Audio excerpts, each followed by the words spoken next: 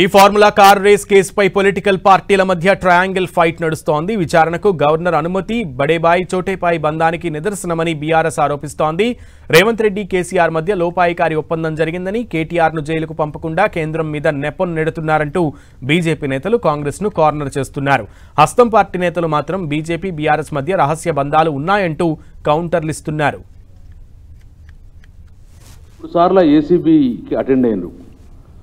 సంపూర్ణంగా ఈ రేసులో ఏసీబీకి క్లియర్గా అటెండ్ కావడం జరిగింది. 3 సార్లు ఏసీబీకి అటెండ్ అయినా కూడా ఏసీబీ దర్యాప్తులు ఏం తెలియలేదు. మళ్ళీ దాని తర్వాత 3 నెలల తర్వాత గవర్నర్ ప్రాసిక్యూటర్లో అంతర్యం ఏంటంటే, ఎప్పుడు ఎన్నికలు వచ్చినా, ఎప్పుడు టీఆర్ఎస్ పార్టీ ఉవ్వెత్తున ఎదిగినా అప్పుడు ఈ 2 పార్టీలు కలిసి యువనాయకత్వాన్ని కేటీఆర్ గారిని అనగదొక్కాలనే ఉద్దేశంతో ఈరోజు చేసుకున్న కార్యక్రమమే బడేబాయ్ చోటాబాయ్ యొక్క ఈరోజు కలయిక. ఎట్లుందంటే వీళ్ళది రేవంత్ రెడ్డి గారు రాత్రున బీజేపీతోటి లావాదేవీలు, పొద్దున కాంగ్రెస్ పార్టీ లావాదేవీలు. వీరి అజాబ్ ప్రేమ్కి గజాబ్ కహాని కథ.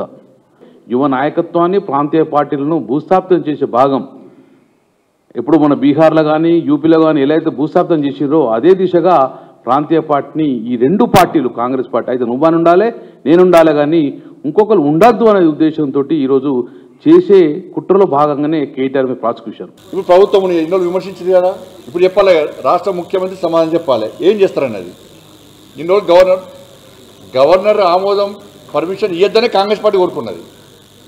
ఎందుకంటే బీజేపీని బదనాం చేయాలి, ఎందుకంటే వాళ్ళ మధ్యలో ఉన్నాయి కదా, దోస్తాను ఉంది కదా. 2 సంవత్సరాలే రాష్ట్ర ముఖ్యమంత్రి గారు ఏమన్నారు, ఎన్నికలకు రాకముందు మొత్తం ఉన్న రికవరీ చేస్తా, ఆస్తులు జప్తు చేస్తా, దున్నిస్తా, కేసీఆర్ కుటుంబాన్ని జైలుకి పంపుతా అన్నాడు. కనీసం జైలు కాదు, కనీసం వాళ్ళు ముట్టుకున్నటువంటి పాపన పోలే. లోపాయకారి ఒప్పందంతో ఇవాళ రాష్ట్ర ముఖ్యమంత్రి అందుకెత్తున్న ఈ తెలంగాణ రాష్ట్రంలో ఆర్కే పాలన సాగుతున్నది. ఆర్కే రేవంత్ రెడ్డి కేటీఆర్ పాలన కొనసాగుతున్నది. అది తప్పించుకోవడానికి మా మీద నిడతారు. అంతా కూడా పంపినాడు, ఇది ప్రూవ్ అయినటువంటి నేరం. సో దాంట్లో డెఫినెట్గా కేటీఆర్కి శిక్ష పడుతుంది ముందున చెప్తా వచ్చాం. గవర్నర్ గారు ఆమోదం కోసం ఆగింది, మరి చాలా కాలయాపన జరిగింది. ఇవాళ గవర్నర్ గారు దానికి ఆమోద ముద్ర వేశారు కాబట్టి చట్టరీత్యా ఏ కార్యక్రమం ఉంటుందో ఆ కార్యక్రమం.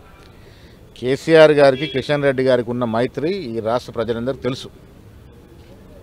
ఒకరికొకరు లోపాయకారంగా సహసహకారాలు అందించుకొని గెలిచినటువంటి సందర్భాలు. కేసీఆర్ కిషన్ రెడ్డి గారి మైత్రి అందరికి తెలిసిందే. దాని కారణంగానే సిబిఐకి ఇచ్చినప్పుడు కూడా చర్యలు తీసుకోవట్లేదు కేంద్ర ప్రభుత్వం అనేది మా అనుమానం.